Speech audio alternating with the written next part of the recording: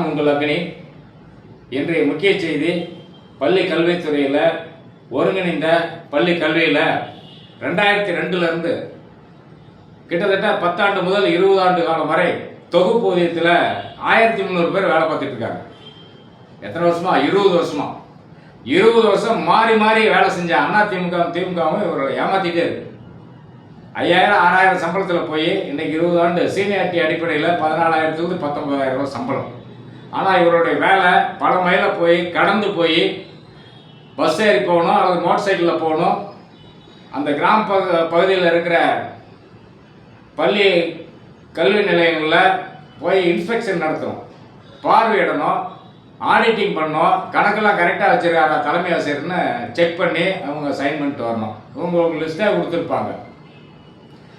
இது மாதிரி இவங்க வேலை செய்கிறவங்கள இந்த 2 ஆட்சியாளர்களும் கண்டுக்கவே இல்லை, அந்த அமைச்சரும் கண்டுக்கல. இவருடைய மன வேதனை எவ்வளோ இருக்கும், இவருடைய வாழ்வாதாரம் என்ன பாதிக்கும். இத்தனை ஆண்டு காலமாக நம்ம பணி செஞ்சுருக்கிறோம். நம்மளை இந்த கவர்மெண்ட்டை ஒரு நிரந்தர தொகுப்பூதிய ஊழியர்களாக கூட நம்மளை ஏறெடுத்து பார்க்க மாட்டேங்குது. நாமளும் பல முறை போராடிட்டோம். அதிகாரிகிட்ட மகஜர் கொடுத்துட்டோம், அமைச்சர்கிட்ட மகஜர் கொடுத்துட்டோம், அதாவது முதலமைச்சர்கிட்ட கொடுத்துட்டோம். யாருமே நம்மளை பற்றி கண்டுக்க மாட்டேங்கிறாங்களேன்னு ஒரு வருத்தத்தோடு தான் இவங்க இன்னை வரைக்கும் இருந்துட்டு இருக்காங்க. தற்காலிகமாக இப்போ 23ஆம் தேதி மாண்புமிகு தமிழ்நாட்டினுடைய ஜோசப் விஜய் அவர்கிட்ட ஒரு மனு கொடுக்குறாங்க. என்ன அனுப்புகிறாங்க? எங்களுக்கு பணி நிரந்தரம் செய்யணும். பல மாநிலத்தில் ஜம்மு காஷ்மீர், டெல்லி இந்த மாதிரி இடத்துலலாம் அவங்க நிரந்தரம் பண்ணிருக்காங்க, எங்களை மட்டும் ஏன் நிரந்தரம் பண்ண மாட்டேங்கிறீங்க அப்படின்னு சொல்லி மனவேதனையோடு இவங்க கேட்குறாங்க. தமிழ்நாட்டில் இருக்கிற கல்வித்துறை அமைச்சரும் மாண்புமிகு முதலமைச்சரும் என்ன நடவடிக்கை எடுப்பாங்க? அதாவது கல்லூரியில் நிறையா நான் செய்கிறேன்னு சொல்கிறாங்க, மாற்றங்கள் ஏற்படுத்துகிறாங்க. ஆனால் இது போன்ற தொகுப்பூதிய ஊழியர்களுக்கு என்ன மாற்றம் செய்ய போகிறாங்க? செய்வாங்களாம். இவர்கள் ரொம்ப கஷ்டப்பட்டு இருக்கிற குடும்பம்.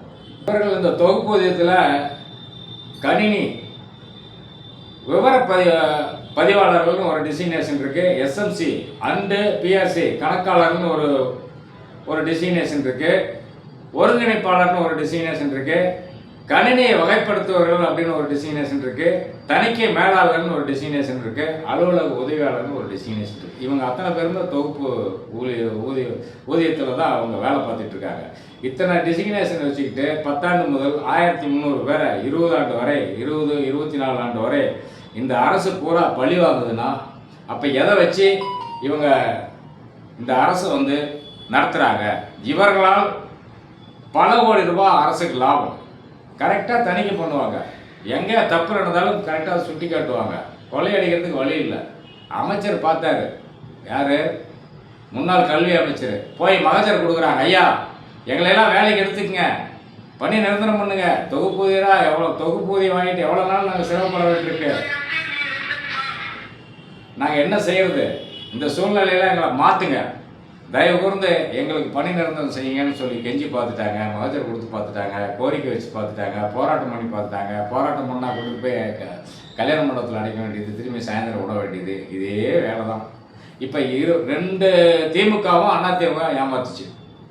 இப்போ வர விஜய் என்ன பண்ணுவார்? ஏமாத்துவாரா முதலமைச்சர்? இல்லை ஏமாத்துற வேலையை செய்வாரா? இவங்க நம்புகிறாங்க. யார்? இந்த தொகுப்பு ஊதியம் பெறக்கூடிய அலுவலர்கள் நம்புகிறாங்க.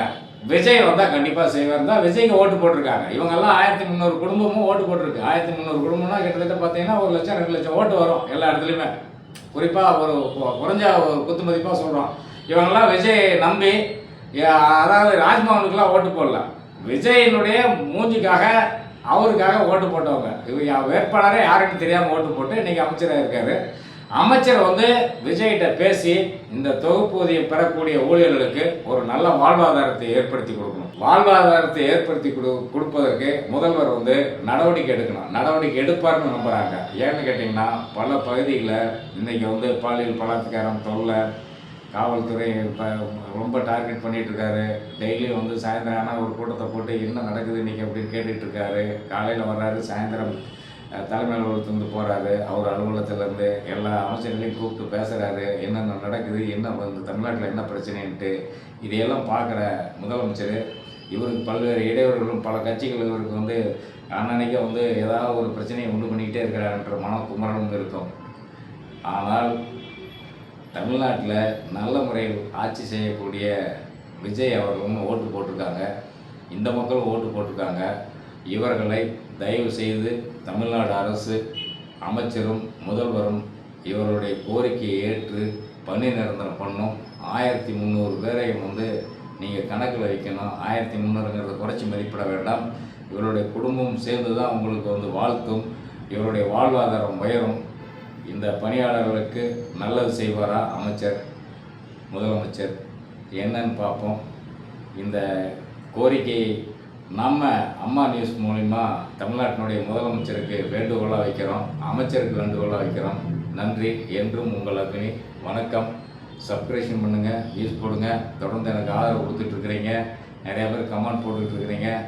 நான் உங்கள் வீட்டு பிள்ளை, பெரிய வந்து கோட்டீஸ்வரம்லாம் கிடையாது, சாதாரண ஒரு எளியவன். என்னை பார்த்தாலே உங்களுக்கு தெரியும். என்கிட்ட பழகிறவங்க பூராவுமே இவ்வளோ பெரிய இதாக இருக்கார், மேகசின் நடத்துகிறாரு, இவ்வளோ எளிமையாக இருக்கிறாருன்னு தான் சொல்லுவாங்க. நான் உங்களோட பயணிக்கக்கூடியவன், நான் உங்களில் ஒருவன். இந்த பணியாளர்களை நான் நேசிக்கக்கூடியவன், இது போன்ற எல்லா தொழிலாளர்களையும் நேசிக்கக்கூடியவன். எனக்கு நீங்கள் தொடர்ந்து ஆதரவு அளிக்க வேண்டுமா அன்போடு கேட்டு அடுத்த ஒரு நல்ல செய்தியோடு உங்களை சந்திக்கிறேன். நன்றி, வணக்கம். உங்கள் அக்னி.